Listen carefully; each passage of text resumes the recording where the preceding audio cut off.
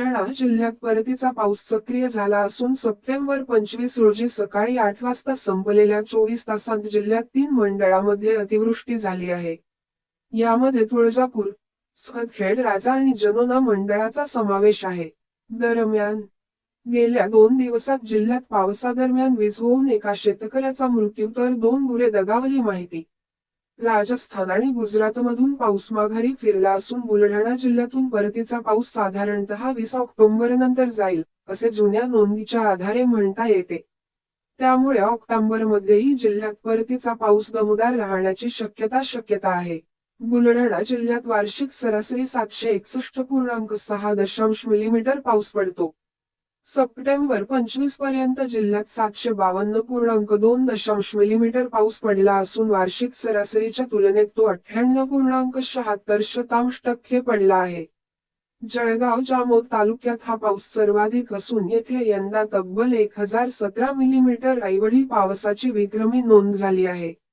5 तालुक्यांनी यापूर्वीच पावसाची वार्षिक सरासरी ओलांडली आहे. दरम्यान बुलढाणा, चिखली आणि नांदुरा तालुकाही येत्या काळात पावसाची सरासरी ओलांडण्याची शक्यता आहे. या मंडळात जोरदार बरसला. देऊळगाव राजा तालुक्यातील तुळजापूर मंडळात 67.5 मिलीमीटर, सदखेड राजा तालुक्यात सी.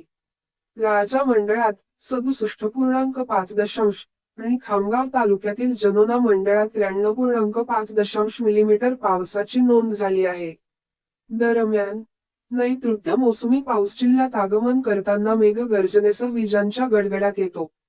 याचप्रमाणे परतीदरम्यानही हा पाऊस विजांच्या गडगडाटात परत जातो. या कालावधीत जिल्ह्यात विजा पडण्याची शक्यता अधिक असते.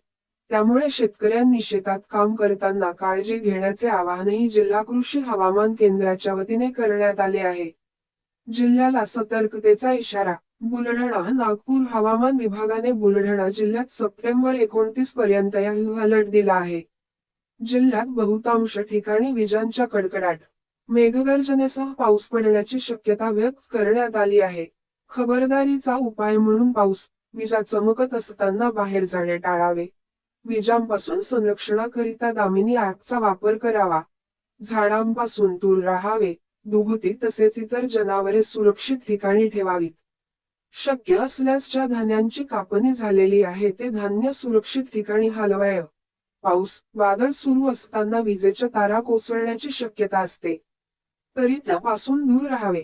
दरम्यान या कालावधीत सर्व यंत्रणांनी सतर्क राहावे, असे जिल्हा प्रशासनाने